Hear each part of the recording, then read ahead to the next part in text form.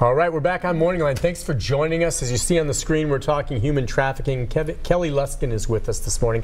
She's from the state Reproductive and Women's Health Program. And part of this whole issue of human trafficking and slavery, I mean, it's now considered a public health issue, is it not? Mm-hmm. So tangibly, what is it that you guys do? I mean, we talked about raising awareness, but your staff and getting the word out as a public safety issue, public health issue.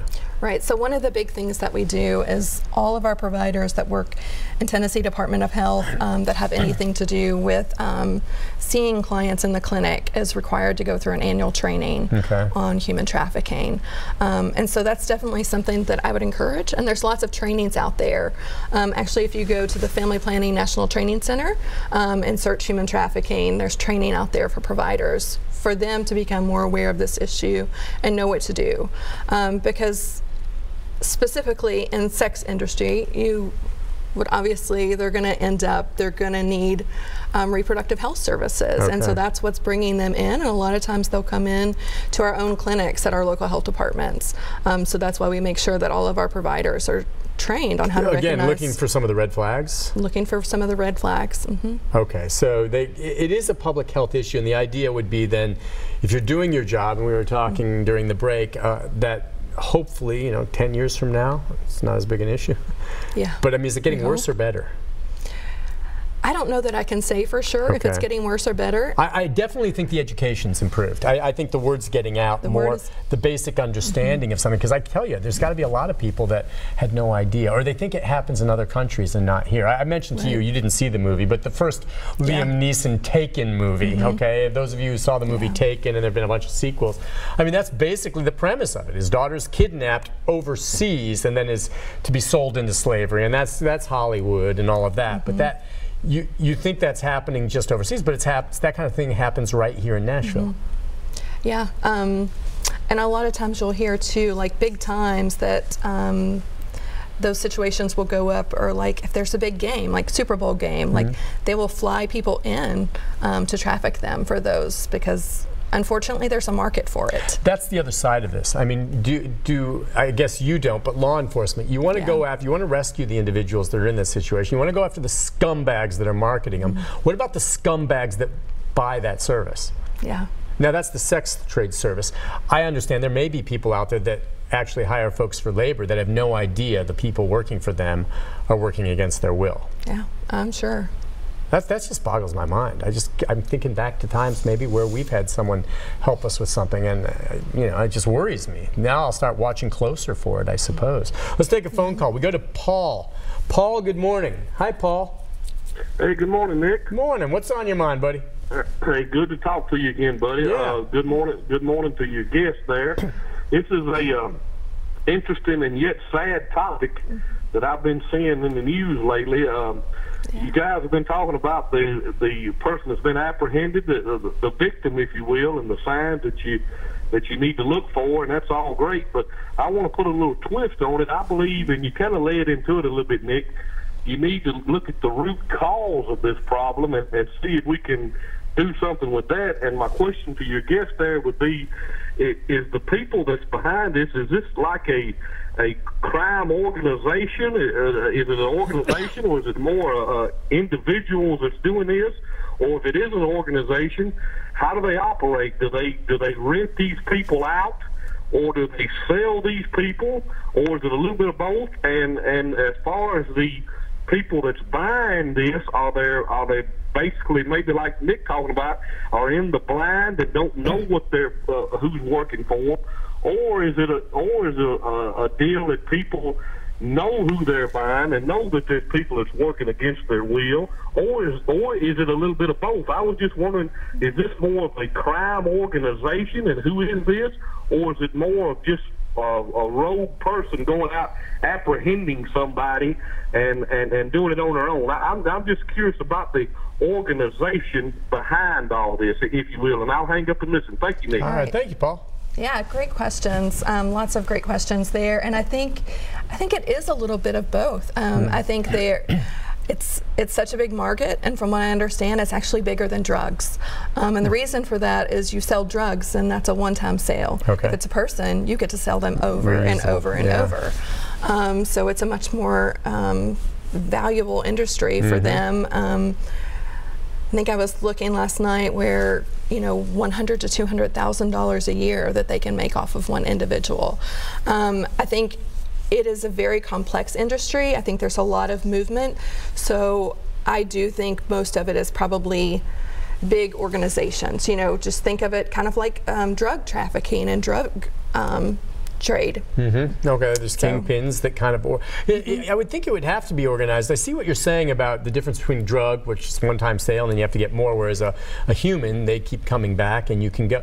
But it's like the structure that has to be in place to successfully pull that off when they know law enforcement and others are keeping an eye. I mean, to first of all, find a way to just mentally beat someone down to the point where you don't think they're going to try to run.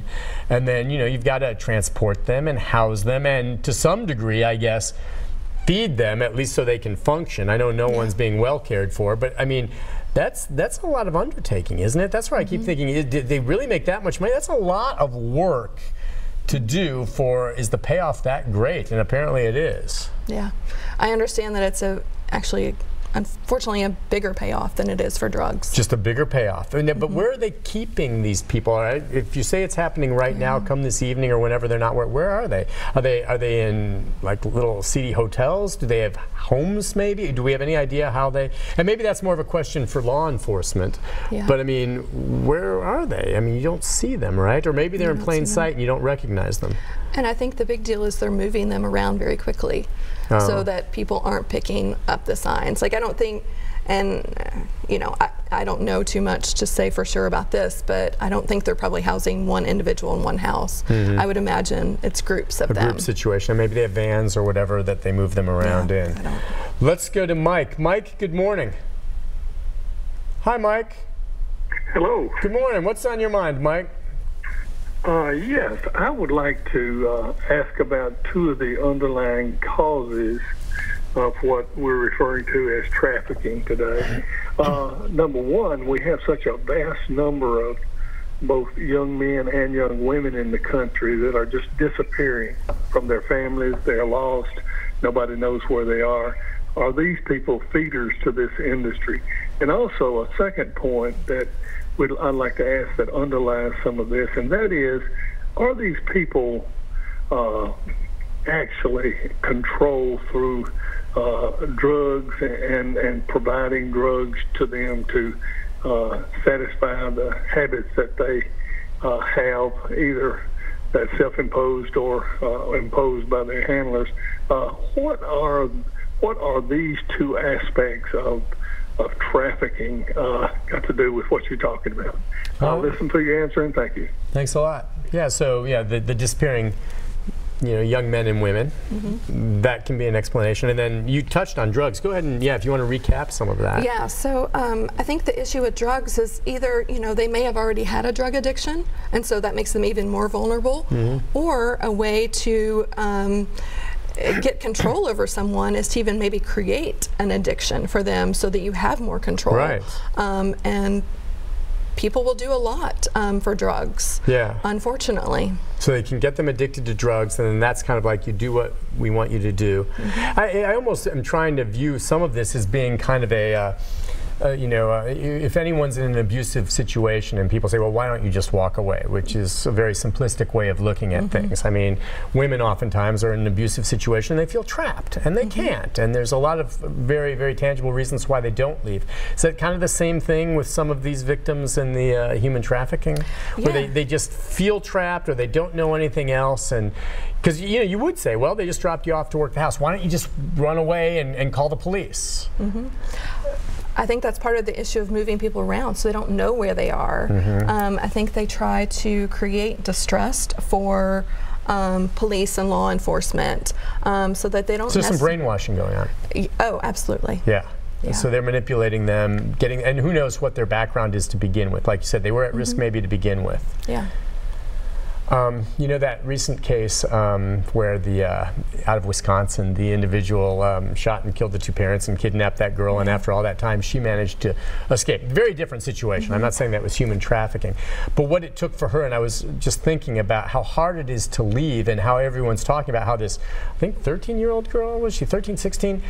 had the gumption when he left to finally run and seek help in a place she was unfamiliar with, and just how law enforcement was amazed she was able to do that, how brave she was. And so it kind of puts into context for you how hard it is for anyone to leave. I mean, what does it take in that situation? Gosh, I don't know, because I even think about, you know, like domestic violence issues, and individuals in those situations may have some sort of support group that's at least haven't been totally cut off. And you think about how hard it is for them to even get out of those situations. I can't imagine being where you have no social network. You may not have any clue where you are. Most likely their identity has been stolen for them, so they don't even have their own personal identity. To be able to run and go, and I'm sure a lot of them feel like, who's going to believe me anyways? You know? Which is with the brainwashing of it, And I don't, you know, I'm sure a lot of them are under very tight wraps of where they're not going to be able to run. They're not given that opportunity. Because they're a commodity. It's like you said, if they can make up to $100,000 per person, I guess maybe is that in reference to the sex trade, or is that maybe even the labor trade as well? It was a general number. I'm not sure. Across the board on trafficking. That's a lot of money. Listen, we'll take a break. When we come back, we can take more calls if you have questions or observations. 737-7587. More of our conversation right after this.